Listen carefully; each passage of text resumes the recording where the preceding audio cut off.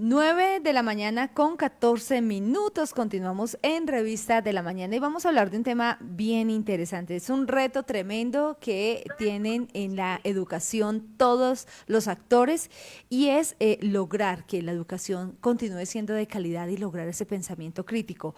Pues resulta que un análisis que hace desde la Universidad Nacional y se junta también a otros estudios a nivel internacional también que se van realizando, ¿qué tanto los jóvenes desarrollan el pensamiento crítico, especialmente cuando son egresados de la universidad?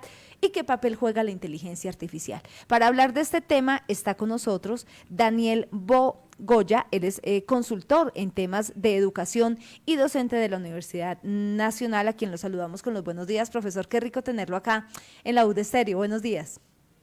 Muy buen día, mucho gusto. Mucho gusto, profesor. Profesor, empecemos hablando entonces sobre usted, que es un experto en estos temas de educación, sobre cómo es el panorama hoy en día de los jóvenes a la hora de salir de la universidad versus pensamiento crítico. Tenemos indudablemente una distribución de competencias desarrolladas. Hay estudiantes con un alto nivel de pensamiento crítico, tal vez pocos. Hay algunos que empiezan una lectura inferencial, una lectura intertextual, pero la gran mayoría se quedan en una lectura de modo literal sobre la superficie de los conceptos. Es decir, pueden recitar definiciones, pueden recitar conceptos, pero no alcanzan a hacer un análisis, un contraste, una interpretación de aquello que leen. Es un drama esta distribución porque hablamos de calidad, pero por lo general nos referimos solamente a unos pocos que logran esos niveles ofrecidos y la gran mayoría no lo alcanza. Profesor, contémosle a los oyentes también para ponerlos en contexto, ¿qué es puntualmente el pensamiento crítico? A ver, comenzamos con una lectura literal que implica colocarse en la superficie de los conceptos, colocarse en algo que puede ser una lectura de diccionario, una definición particular que hay.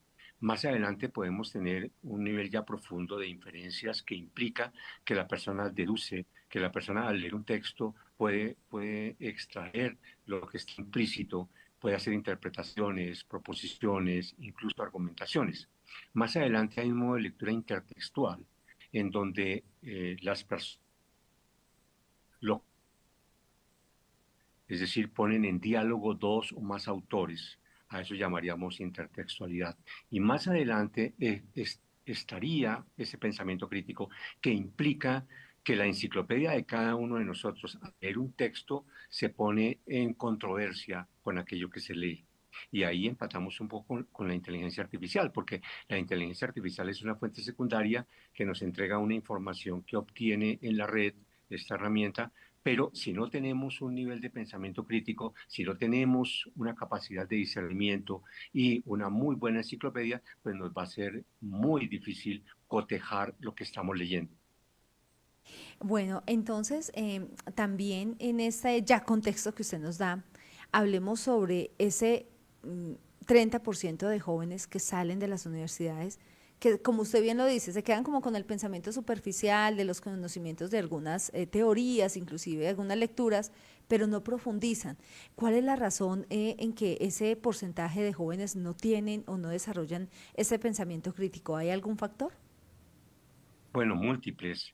Los finlandeses con frecuencia cuando son interrogados acerca de por qué sus resultados suelen contestar es una constelación de factores. Aquí hay factores del estudiante, su entorno, sus familias, su grupo social, sus actividades como persona y también, pues desde luego, factores que tienen que ver con la institución, bien sea a nivel general como también a nivel del aula.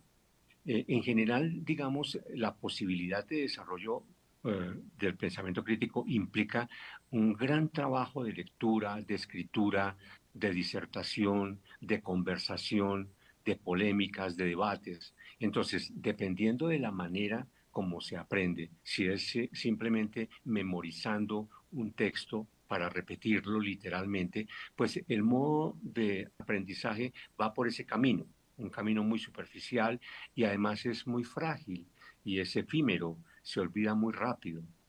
Pero si las prácticas que ocurren tanto en el aula, en los demás espacios de una institución de educación, en la familia, en su entorno personal, si esas prácticas tienen que ver con controversias, con debates, con argumentos, con convencer a las otras personas a partir de una retórica, de un argumento, en entender los argumentos de los demás, pues el desenlace seguramente es diferente. Se necesita demasiado tiempo para poder ejercitar la mente en el pensamiento crítico y ejercicios adecuados para lograrlo.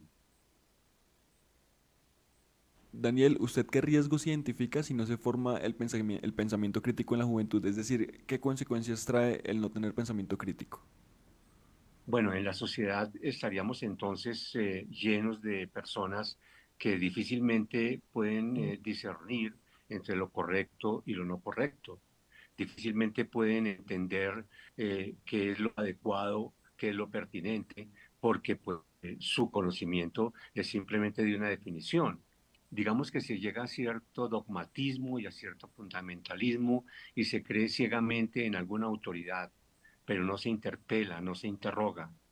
La falta de pensamiento crítico lleva a la sociedad a una decadencia, a aceptar lo que las autoridades dicen, independiente de la veracidad, la verosimilitud, la pertinencia de aquello que se plantea. En contraste, una sociedad de ciudadanos críticos, pues indudablemente tiene la capacidad de discernir con todo aquello que los demás dicen. Daniel, hablemos también sobre ustedes, digamos, de dónde sacaron este porcentaje del 30% de jóvenes que les hace falta ese desarrollo del pensamiento crítico. ¿Cuál fue esa indagación que se hizo para poder llegar a este resultado? Claro, aclaremos que es a nivel general. Hay universidades en donde ese porcentaje es menor, 5, 10, 15%. Son universidades de muy buen nivel de calidad. Pero también hay otras universidades en Colombia en donde este porcentaje es bastante más alto. ¿De dónde sale? De los resultados de CAES Ahora Saber Pro. Es decir, tomamos los resultados individuales y observamos qué valor tiene y qué significa. La media nacional, en el caso de Saber Pro, es 150 puntos y la desviación estándar 30 puntos. ¿Qué quiere decir? Que un estudiante en 150 puntos es el estudiante que aproximadamente sabe analizar, comparar, contrastar y algo empieza a hacer de interpretación. Los estudiantes que están bajo ese puntaje, 120, 130, son estudiantes que apenas describen. Y los estudiantes que están bajo 100 puntos, 90, 80 incluso, pues son estudiantes que a duras penas repiten una oración.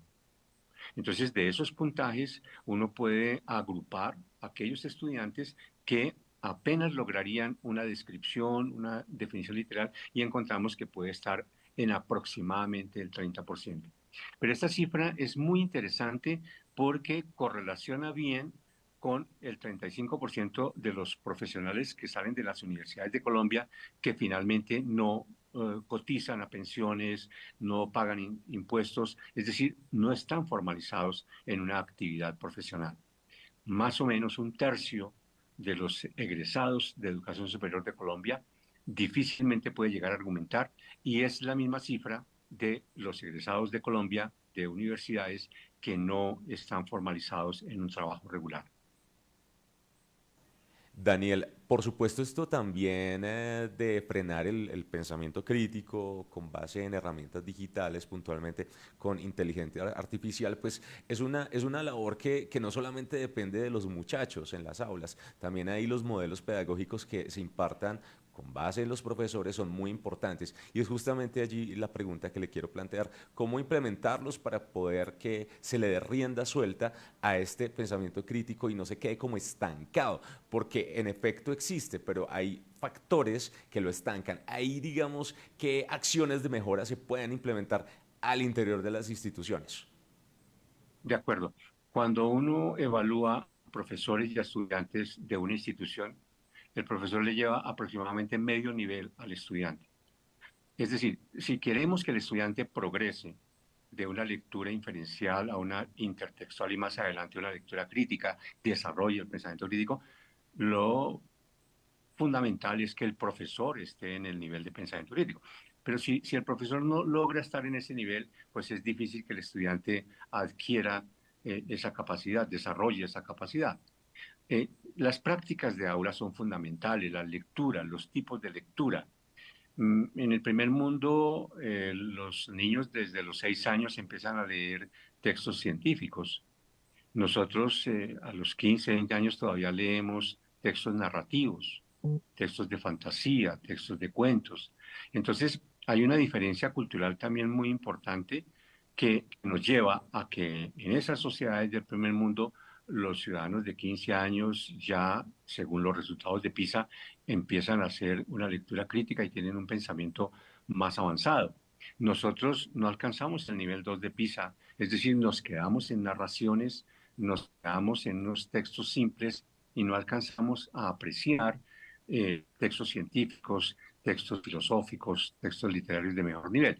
Desde luego, esto habla en general, porque si miramos a algunas instituciones, ellas lo hacen y logran que sus estudiantes ya egresados tengan un horizonte de vida sumamente rico de posibilidades. Ahora bien, la inteligencia artificial indudablemente nos ayuda, pero es una fuente secundaria. Es decir, la inteligencia artificial escudriña en la red, hace unas composiciones y las entrega. Si nosotros no tenemos una capacidad de discernimiento y tomamos lo que la inteligencia artificial nos entrega y lo asumimos como propio, estamos incurriendo en varios riesgos. Uno es la imprecisión, porque la inteligencia artificial nos entrega con frecuencia datos muy imprecisos. Eh, Le preguntamos a ChatGPT hace unos meses quién fue el responsable como director del ICFES de implementar el KS en Colombia, fui yo, y resulta que aparecen otros nombres.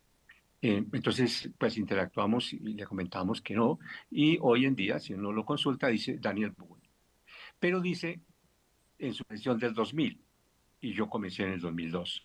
Es decir, hay imprecisiones y él va ajustando, va acomodando, pero en un momento determinado un estudiante hace la consulta o un profesor hace la consulta y si no mira con criticidad aquello que está leyendo, sino que lo asume como propio, pues está incurriendo en enormes imprecisiones o por lo menos es un riesgo.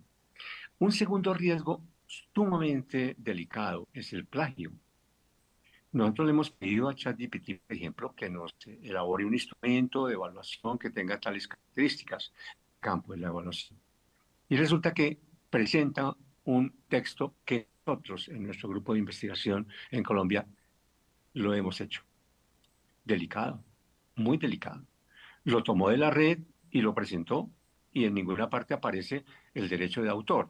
Claro, hay una versión de ChatGPT que ya pone algunas fuentes no correctas. Cuando exploramos, por ejemplo, el segundo estudio regional comparativo y explicativo de América Latina, que tuve la oportunidad de dirigir en 20 países con UNESCO, le preguntamos algunos asuntos y él menciona otras cosas, porque va a algunas fuentes, toma lo que está allí y simplemente es posible que tenga algunos elementos de comparación y finalmente se los entrega a quien se lo está solicitando. Si esa persona que se lo está solicitando lo toma y lo presenta como suyo, puede estar incurriendo en plagio, además de los temas de imprecisión. Hay universidades en el mundo que prohíben usar inteligencia artificial, porque, digamos, están convencidos ellos en estas instituciones acerca de, digamos, perjuicios del uso de la inteligencia artificial sin tener criterio para poder discernir entre lo que es adecuado y lo que no. Desde luego, si hay un criterio adecuado, si uno tiene luces en relación con un cierto campo y uno le pregunta, pues uno puede cotejar con nuestra enciclopedia, es decir, elaborar una lectura crítica y llegar a concluir que en efecto lo que está allí pues está relativamente bien armado.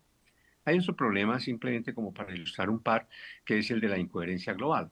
La coherencia tiene varios niveles. Coherencia por una oración, coherencia local, coherencia lineal en un párrafo y coherencia global en un texto. Como él toma de aquí, de allí, de allí, de allí, tiene una coherencia local buena. Pero ya la coherencia lineal empieza a fallar y la global aún más. Entonces aparece un párrafo con unas ideas y coherente desde luego al interior, pero más adelante aparece otro párrafo que contradice lo que se ha dicho antes en un momento anterior. Entonces, digamos que hay líos, es una herramienta en desarrollo, se ha dicho varias veces, está en desarrollo, y claro, ha irrumpido con una magia espectacular. Muchísima gente la está utilizando y digamos que la única sugerencia es que tengan criterio para poder hacer la lectura de lo que presenta esta herramienta. Daniel, yo quisiera preguntarle qué estrategias conoce o qué experiencias y qué herramientas conoce que estén promoviendo el pensamiento crítico también con la ayuda o con el apoyo de la inteligencia artificial y las nuevas tecnologías.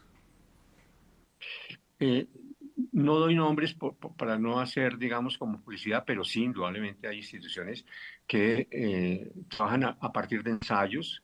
Digamos que el ensayo es como el punto culminante en donde la tesis que se plantea debe demostrarse, debe concluirse, es decir, constituye un texto argumentativo. De hecho, en Saber Pro, un examen de escritura tiene que ver con el pensamiento crítico cuando se le pide a un estudiante elaborar un ensayo. El ensayo tiene una estructura, tiene una introducción, una tesis que uno quiere probar, luego toda una línea de argumentación y enseguida un cierre, una conclusión. Claro, es retórica, es decir, busca convencer, busca persuadir, ¿sí? No es dialéctica. En la dialéctica uno busca la verdad. Y esa gran diferencia es sumamente importante porque los retóricos en ocasiones entran a sofismas y convencen, persuaden.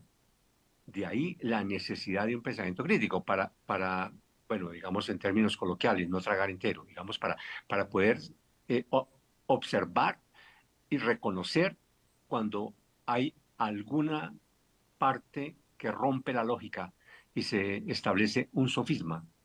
Entonces, en el pensamiento crítico armamos buenos silogismos, es decir, tanto correctos en la argumentación como verdaderos y ciertos. Entonces, hay universidades que indudablemente trabajan con ensayos, desde que el estudiante ingresa se le está pidiendo escritura, se le está observando cómo escribe, se realimenta, y los campos disciplinarios pueden llegar al pensamiento crítico desde textos científicos. Claro, también los hay filosóficos, literarios y de otro tipo, pero fundamentalmente con textos científicos que son, digamos, probados, que tienen una causalidad también demostrada, y es a partir de allí como podemos empezar a trabajar una capacidad de argumentación para a la postre ir profundizando en el pensamiento crítico. Y en todos los cursos, porque en ocasiones se dice, bueno, eso dejémoselo allá a una dependencia especial. Realmente hay que hacerlo en todos los cursos. Todos los colegas reunidos como comunidad con el compromiso de desarrollar el pensamiento crítico en nuestros estudiantes.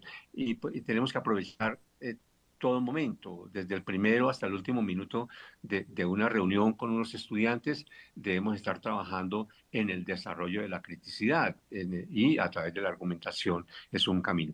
Hay otros caminos, pero este es un camino bastante eficaz. Daniel, cita usted un asunto muy interesante en la academia y tiene que ver con la elaboración de ensayos. Entonces, voy a tratar de exponerlo de la mejor forma para que usted nos regale la respuesta. En el caso de esos ensayos, y para no satanizar el uso de las herramientas digitales, porque pues hasta cierto punto son válidas, ¿qué paso a paso o cómo se le puede explicar a un estudiante, a un muchacho, para que los pueda utilizar, pero que no infrinja de pronto en marcar algo que opaque la transparencia del hecho de poder elaborar una serie de textos, de párrafos, y que estos sean argumentados, pero que se pueda echar mano un poco de esa inteligencia artificial? ¿Cómo le hago, entre comillas, texto, la bibliografía, o sea, digamos como que pongo la cita de bibliografía, o en este caso inteligencia artificial? ¿Cómo manejarlo y cómo entregarle a los muchachos esas herramientas para que no pasen el límite de lo que no se debe hacer? Sí, bueno, digamos que hay un camino interesante y es la sustentación. Entonces, uno le pide al estudiante pues realizar un trabajo, el estudiante en efecto lo hace y podría estar utilizando inteligencia artificial. Uno lo descubre porque, pues digamos, si es del campo en el que uno está trabajando, pues uno ve que la composición, digamos, tiene como esa huella de inteligencia artificial. Entonces, uno le pide al estudiante, por favor, susténtelo. Y no hay necesidad de ser exhaustivo. Digamos, si tenemos un curso con 30 estudiantes, pues en una sesión de 1 hora, 2 estudiantes en 10 minutos pueden hacer la sustentación del trabajo que han realizado. A la siguiente sesión de clase otros 2, a la siguiente otros 2, y uno podría ir más o menos cubriendo el curso. Y claro, uno conversa con los estudiantes y uno sabe claramente si el estudiante es un autor genuino, si es un autor auténtico del texto que entrega. ¿Sí? Como también uno pues tiene intuiciones y sospechas acerca de que hay estudiantes que cuando conversa uno con ellos, cuando pregunta a uno, no logran armar una oración y de pronto resultan con un ensayo fabuloso. Pues lo más probable es que hayan copiado de alguna fuente. No solo inteligencia artificial, a compañeros les dicen, mire, por favor, elabóreme este texto que tengo que entregarlo allí. Entonces, la sustentación se convierte, digamos, en una forma de verificación acerca de la autenticidad y de la apropiación que tiene el estudiante de aquello que está planteando. Bueno, lo tomó de inteligencia artificial, pero lo entiende y lo puede exponer y puede identificar los autores y puede identificar las tensiones que hay entre esas tesis. Entonces, es a través de esa sustentación creemos nosotros como es posible y como es viable verificar de una parte la autenticidad, pero de otra parte también, digamos, que la persona comprenda lo que está presentando en nombre suyo. El tema del plagio aquí es delicadísimo, como lo mencionábamos hace un instante. El estudiante, cuando hace, digamos, una tesis y la presenta, pues no debe ser copiada de por ahí, ¿sí? Debe ser realmente su voz la que se manifiesta allí. Ahora, para llegar al ensayo, pues hay todo un recorrido. Uno comienza con reseñas, en donde se respeta la voz del autor. Luego presenta un artículo en donde hay varias voces y quien elabora el artículo, pues va trayendo una u otra voz y va mostrando los contrastes. Y así vamos avanzando en la profundidad del texto a llegar a un ensayo en donde está presente la voz del estudiante, ¿sí? Desde la reseña en donde era la voz de una fuente fidedigna hasta el ensayo en donde lo que aparece es la voz del estudiante. Y esto es clave porque resulta que el estudiante con frecuencia se le pide un ensayo y haces una narración de una situación que encuentra por allí en un texto. Realmente los textos son la fuente que la persona debe utilizar en su propia enciclopedia para construir una tesis propia, para construir una argumentación propia. Entonces la sustentación se vuelve, digamos, un camino interesante. Sanciones se usan. Hay instituciones en donde aplican sanciones muy severas, incluyendo la expulsión. Algunas universidades en Europa, particularmente en Alemania, tienen en consideración la expulsión en casos de uso de inteligencia artificial para la entrega de trabajos serios, trabajos de 25 páginas con 100 fuentes que desarrollan un determinado caso y que se hacen normalmente en periodos intersemestrales. Es algo curioso. En Colombia el periodo intersemestral es de vacaciones. En esas universidades es estudio individual, personal. Pero si esa persona, en vez de trabajar durante 4, 5, 6 semanas para organizar una tesis, presentarla, sustentarla y demás, copia de ChatGPT o de alguna de las herramientas de inteligencia artificial, la presenta y le detectan inteligencia artificial, expulsión. Entonces, digamos que sí es posible usarla y pues digamos que negarse a ello no tiene con criterio de nuevo y con la capacidad desarrollada de sustentar aquello que se está diciendo. Bueno, profesores, algo importante lo que usted nos dice y esas medidas en otras universidades tan estrictas son necesarias porque para no caer, lamentablemente nosotros como humanos, no solo en Colombia, sino en cualquier parte del mundo, necesitamos una norma estricta para poderla cumplir, que la sanción sea estricta para poder cumplir la norma. Y pues a veces toca así también en la educación. Profe, unos tipsitos que usted nos pueda dar para nosotros como ciudadanos, como estudiantes, como trabajadores, como profesionales, desarrollemos nuestro pensamiento crítico fuera de las aulas también. Sí, por supuesto. Lectura, todos debemos tener un plan de lectura. Digamos, ¿qué vamos a leer este año? ¿Qué vamos a leer este fin de semana? Y permanentemente, todos los días, 1 de enero, el 25 de diciembre, en Semana Santa, el 20 de julio, todos los días. Digamos que el estudio no tiene una temporalidad de que solo lo voy a hacer los... Sí, profesor, se nos fue un poquito la señal. Ya en segunditos tendremos al profesor hablando sobre esos tipsitos para nosotros también desarrollar ese pensamiento crítico como ciudadanos, como profesores, como profesionales, como trabajadores. Entonces ahí estamos atentos a que en cualquier momento se nos conecte el profesor hablando sobre esa importancia de ser críticos, ir más allá, no quedarnos con una primera versión, no quedarnos solamente con lo que nos diga la inteligencia artificial. Nuevamente, profesor, retomemos que se nos fue la señal, llegamos hasta el punto donde usted dijo que la educación no tiene una fecha en el calendario especial para hacerlo, sino que estudiar hay que hacerlo todos los días. Ok, ahí me escucha. Perfecto, profesor. Ok, no, pues la idea es que tenemos que tener un plan de lectura, un plan de escritura, de tal suerte que ejercitemos la mente. El pensamiento crítico se desarrolla en la medida en la que ejercitamos la mente. Y debe ser una tarea similar a la de respirar, similar a la de vivir, digamos, porque somos seres humanos diferentes de otros seres digamos, de los animales, y pues por esa circunstancia estamos llamados a desarrollar nuestra razón. Digamos, hipotéticamente somos seres racionales, bueno, pero desarrollamos la razón o simplemente la dejamos congelada. Entonces hay que leer permanentemente, hay que estudiar, hay que escribir y ojalá varias voces. Esto es muy importante. Cuando se lee solo una voz, digamos, se cae en un dogmatismo y en un fundamentalismo porque para uno la verdad es aquello que leyó de esa persona, de esa fuente. Hay que leer varias voces, 3, 4 voces alrededor de un mismo concepto para poder entrar a cotejar, a contrastar y crear nuestro propio criterio. Entonces, leer, escribir, ojalá varias voces, y las varias voces deben tener tensiones, conflictos, de tal suerte que uno se interrogue acerca de cuál de esas voces puede ser pertinente y en qué circunstancia, porque las circunstancias indudablemente cambian. Puede que haya una voz prevalente en una situación, pero en otra seguramente la voz que vale la pena considerar es otra, es distinta. Entonces, digamos que sí, planes de lectura, planes de escritura, varias voces, que haya tensiones, que siempre haya unos dilemas para poder contrastar y poder pensar. Pensar. Hay que dedicar varias horas diarias a pensar, a tratar de colocar ideas en orden, a tratar de verlas desde distintas perspectivas, a tratar de organizarlas, a interpretarlas, a proponer, a argumentar, a criticar, a reflexionar.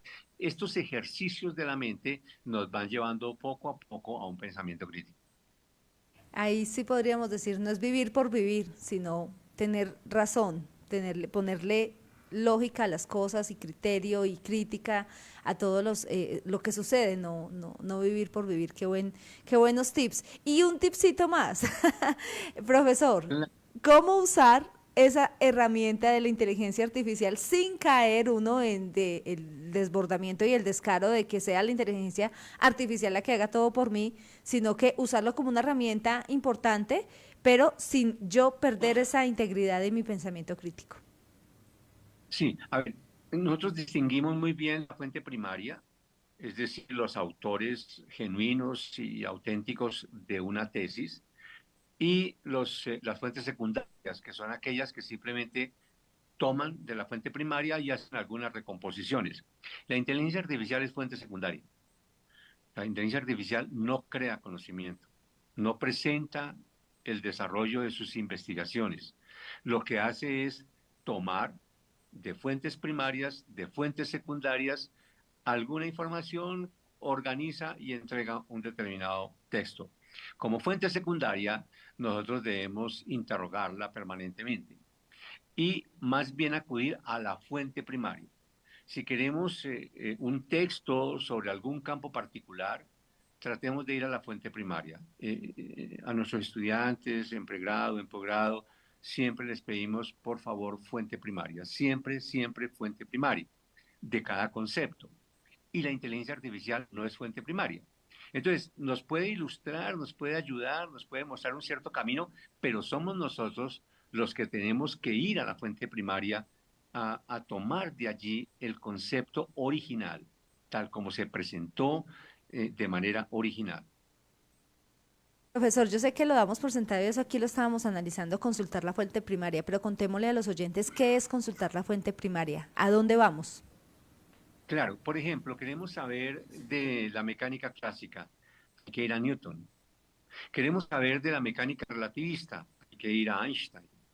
Queremos saber de la teoría de las especies, tenemos que ir a Darwin. Es decir, queremos ir a la bomba atómica, pues tenemos que ir al proyecto Manhattan. Desde donde se origina el concepto y se construye y se presenta. Ahora bien, hay numerosas fuentes secundarias, entonces hay personas que hablan, estoy leyendo en este momento, por ejemplo, el libro de Navarro Wolf sobre la constituyente del 91. Navarro fuente primaria. Navarro fue uno de los 3 presidentes junto con Álvaro Gómez y Horacio Serpa. Él tiene la autoridad de haber sido gestor de una serie de ideas. Por supuesto, hay quienes tratan a Navarro Wolf y son fuentes secundarias. Entonces, hay personas que dicen, Navarro planteaba lo siguiente, esa es una fuente secundaria. Sí, tratemos de ir a la fuente primaria, intentemos ir a la fuente primaria. La inteligencia artificial de pronto ve esta obra, acude a esta obra y de ahí hace un extracto.